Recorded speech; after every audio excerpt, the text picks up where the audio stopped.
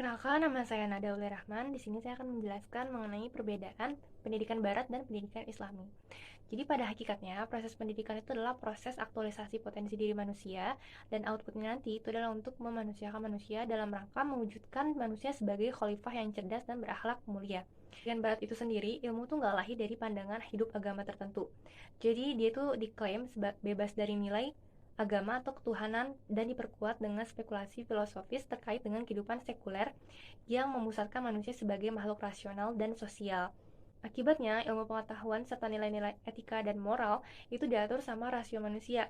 Sehingga dari cara pandang inilah yang melahirkan ilmu sekuler dan humanisme di mana manusia itu sebagai objek terpenting. Selain itu juga pendidikan berat tuh lebih ke bersikap dualitas antara realita dan kebenaran. Jadi kebenaran itu mengandalkan akal manusia. Sementara yang kita tahu ya, kalau manusia itu kan dinamis, dia berubah-ubah. Jadi akibatnya nggak akan ada satu realita yang dinilai dengan ketetapan gitu. Jadi kalau kita lihat secara objektif itu nggak akan sesuai karena itu berdasarkan masing-masing manusia itu sendiri gitu. Jadi tidak ada kebenaran yang hakiki. Terus selanjutnya di pendidikan Islam itu ditujukan agar manusia mampu memahami dan mengamalkan ajaran-ajaran Islam.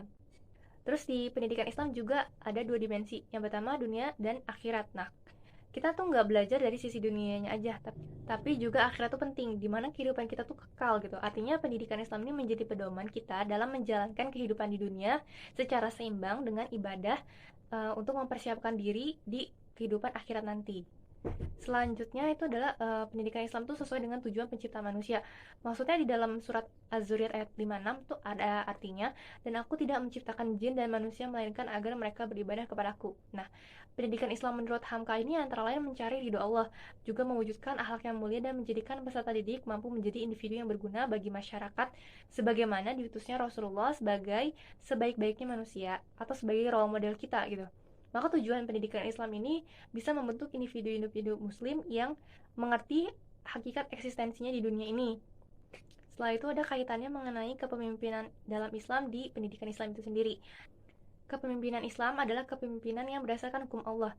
Oleh karena itu, pemimpin itu harus tahu mengenai tentang hukum Allah gitu. Dia harus tahu pendidikan dalam Islam agar dia bisa mengetahui tentang hukum Allah. Nah, sesungguhnya setiap manusia itu adalah seorang pemimpin minimal untuk dirinya sendiri dan terhadap lingkungannya gitu. Pemimpin nanti akan dimintai pertanggungjawaban atas segala kepemimpinannya. Kemudian dalam Islam tuh seorang pemimpin yang baik adalah pemimpin yang memiliki sekurang-kurangnya 4 sifat dalam menjalankan kepemimpinannya. Yang pertama ada sidik, jujur, dia bisa dipercaya sebagai pemimpin. Yang kedua tablik, dia menyampaikan. Selanjutnya itu adalah mana bertanggung jawab dalam menjalankan tugasnya. Terus yang terakhir adalah fatonah, cerdas dalam membuat perencanaan, visi, misi, strategi dan mengimplementasikannya. Nah, dari keempat tadi itu akan menjadi satu tujuan dari pendidikan Islam itu sendiri juga, yaitu untuk menjadikan kita sebagai individu, sebagai pemimpin, sebagai khalifah dengan sifat sidik, tablik, amanah, dan fatonah. Sekian dari kami, terima kasih atas perhatiannya. Wassalamualaikum warahmatullahi wabarakatuh. Halo, perkenalkan nama saya Damar Arkan Oktavianji dengan NIM 22044410054. Perbedaan pendidikan Islam dan pendidikan Barat. Pendidikan Islam tuh orientasi utamanya adalah melahirkan generasi yang beradab. Kalau pendidikan Barat tuh pendidikan sistem umum gitu yang menekankan kepada daya saing, karena dianggap hidup ini persaingan yang sangat ketat, sehingga para siswa itu sekarang dididik untuk dia memiliki satu daya saing yang tinggi di bidang masing-masing atau profesional di bidangnya. Bahkan seorang filsuf di Spanyol menyebutkan itu seperti mendidik menjadi binatang, seperti mendidik monyet yang hanya tahu bagaimana cara bergantungan, bagaimana cara bisa naik sepeda, dan bagaimana dia bisa loncat di api. Ini salah satu pendidikan yang satu bidang yang ditekuni saja. Kalau di pendidikan Islam tuh setiap muslim harus menguasai gitu bidang ilmu tertentu, tapi lebih penting lagi adalah bagi yang menjadikannya manusia yang beradab. Tapi karena disitulah dia hidup, nah disitulah dia akan mati, di situ dia akan mengenal Allah, Di situ dia akan mengenal Rasul, mengenal ulama, mengenal sejarah Islam, peradaban Islam, dan mendidik, tujuannya untuk membentuk manusia beradab dan sekaligus punya daya saing. Tetapi semuanya tergantung kepada guru. Maka di Islam tuh peran guru tuh sangat sentral dalam dunia pendidikan, bukan kurikulum. Dan pendidikan pertama tuh ada pada keluarga. Keluarga adalah lembaga pendidikan pertama dan utama, karena dalam keluargalah manusia dilahirkan, berkembang menjadi dewasa. Pendidikan di dalam keluarga sangat penting dan mempengaruhi tumbuh dan wataknya gitu. Cara beradab di lingkungan sosial itu bagaimana, itu akan dididik dari keluarga, dan guru pertama yang kita dapat adalah pasti orang tua. Dan Luqman Al-Hakim pun mengajarkan cara mendidik anak yang benar dengan cara membentuk pribadi yang beriman, atau melarang untuk menyekutukan Allah Subhanahu wa taala, membentuk pribadi yang Islam, yakni menjalankan perintah Allah seperti sholat, membentuk pribadi yang ihsan, yang memerintah untuk bersabar. Assalamualaikum warahmatullahi wabarakatuh. Perkenalkan, nama saya Putri Ananda. Di sini saya akan menjelaskan perbedaan pendidikan Islam dengan pendidikan Barat.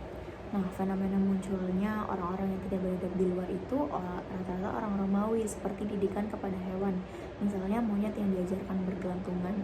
Nah, setiap muslim ini harus punya porsi profesionalitasnya untuk menjadikan manusia lebih beradab lagi.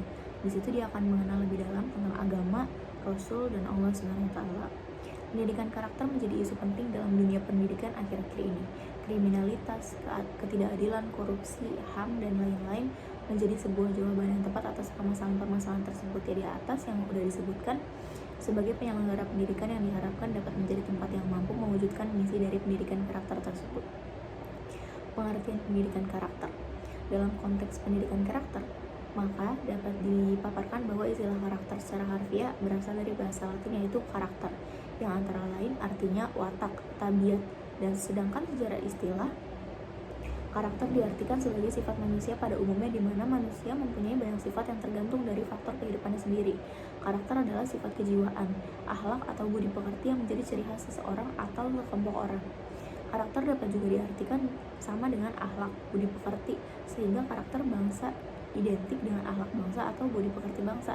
Dengan penjelasan di atas, maka dapat diambil kesimpulan bahwa pengertian pendidikan karakter adalah suatu sistem penanaman nilai-nilai karakter kepada warga sekolah yang meliputi komponen pengetahuan, kesadaran, atau kemauan, dan tindakan untuk melaksanakan nilai-nilai tersebut. Nah, tujuan pendidikan karakter untuk membentuk kepribadian seseorang agar berperilaku jujur, baik, dan bertanggung jawab, menghormati dan menghargai perasaan orang lain, adil, tidak diskriminatif, pekerja keras, dan karakter unggul lainnya. Secara etimologi, akhlak mempunyai beberapa pengertian, yaitu gerak jiwa yang mendorong untuk melakukan perbuatan-perbuatan. Maksudnya, jika kehendak tersebut membiasakan sesuatu, maka kebiasaan itu disebut akhlak. Dengan penjelasan tersebut, akhlak itu kehendak yang dibiasakan, menimbulkan perbuatan dengan mudah. Itu dia bisa mampu untuk menimbulkan perbuatan dengan mudah tanpa mempertimbangkan pemikiran terlebih dahulu. Akhlak itu karakter yang sangat penting. Nah, maka yang berkaitan dengan pendidikan karakter dalam perspektif Islam dapat dijelaskan bahwa pendidikan karakter dalam Islam sama halnya dengan akhlak, sehingga pendidikan karakter dalam perspektif Islam lebih menitik beratkan pada sikap peserta didik, yang hal tersebut pada kehendak positif yang dibiasakan, sehingga dia mampu menimbulkan perbuatan dengan mudah tanpa mempertimbangkan pemikiran lebih dahulu dalam kehidupan sehari-hari. Jadi kesimpulannya, dengan beberapa paparan yang sudah saya jelaskan tadi, bahwa jelas pendidikan karakter dalam perspektif Islam itu adalah karakter yang sama artinya dengan akhlak, sehingga pendidikan karakter dalam perspektif Islam lebih menitik beratkan pada sikap peserta didik, yang hal tersebut pada kehendak positif yang selalu dibiasakan, sehingga mampu menimbulkan perbuatan dengan mudah tanpa mempertimbangkan pemikiran terlebih dahulu dalam kehidupan sehari-hari. Kedudukan akhlak sangatlah urgent dalam kehidupan manusia, sehingga Allah mengutus Nabi Muhammad ke muka bumi untuk memperbaiki akhlak manusia. Akhlak adalah corak seseorang untuk penentu bahwa orang tersebut baik ataupun buruk. Sekian, terima kasih. Wassalamualaikum warahmatullahi wabarakatuh.